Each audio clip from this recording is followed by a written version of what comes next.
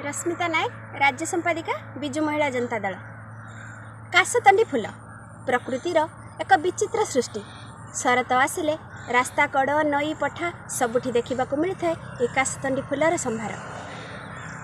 बास्ना नथिले मध्य खूब मन को मोहि निए यही फूल। कहुए काशतंडी फूलर चामर स्पर्श जगत जननी माँ दुर्गा आगमन हुए।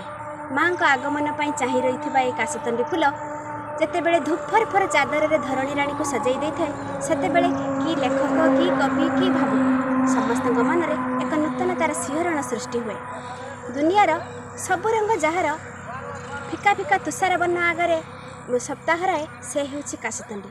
जी आसु आसु बिना डेंगुरारे भी सारा दुनियार लोकन को जणै दे थाए एई माँकर आगमनी बेल हो गलानी जे से होछि काशतंडी। काशतंडी खुशी कराए नई को पवन को माटीर महक ठारू आरंभ करी मोहनी गुड़िया पर्यंत समस्त।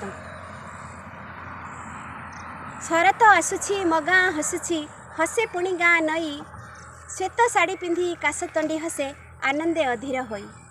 माँ आगमने ए धरा धामरे तोर आगमन हुए मार आलोट पाई धरा राणी धड़ा चामरटे थोए।